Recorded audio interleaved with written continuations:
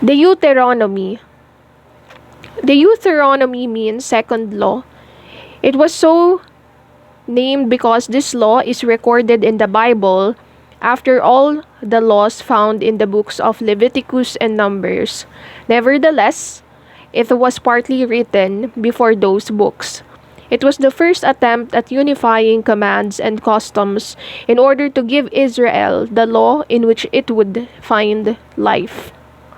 When the Deuteronomy was edited in the 7th century before Christ, more than 500 years had passed since Moses' encounter with God. The land of Canaan had been conquered. The kingdom of David and Solomon had been established, then divided. The largest and most prosperous area to the north, called the Kingdom of Israel, had ceased to exist, and the same destiny was, at that time, threatening the kingdom of Judah, the southern province. It was then that this law of Yahweh became known, a law which revealed to the people the cause of their defeats and which offered them an opportunity for salvation. Left and forgotten in the temple during the persecution of Manasseh, its discovery in 622 2K22 was at the root of Josiah's reform. Moses and the Deuteronomy. The Deuteronomy was welcomed by the people of Israel and their shepherds as the word of God and the teaching of Moses.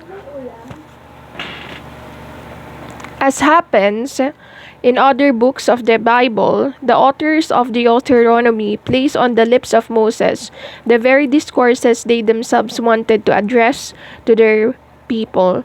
In a fictitious way, they imagined that, before his death, Moses foresaw the tragic fate awaiting his people.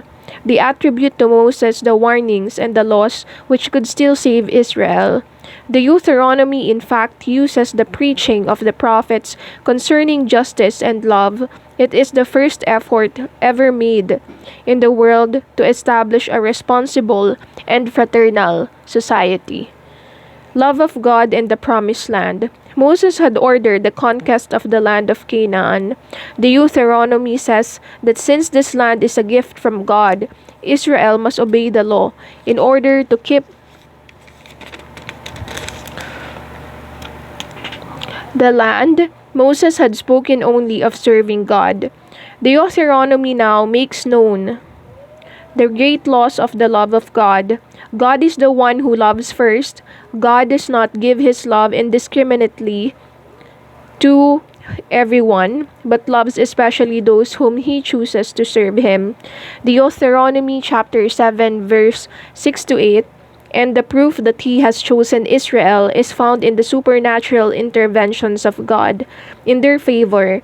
When he took them out of Egypt, the Deuteronomy chapter 4 verse 32 to 40,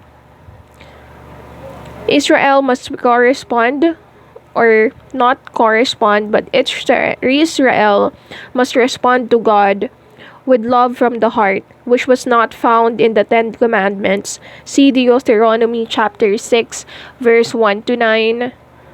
The Israelites must preserve solidarity. They must be able to love and forgive each other. Deuteronomy 15. They must also be united around the only temple in Jerusalem. Deuteronomy 12. The way to love God is to love him faithfully. Deuteronomy 13.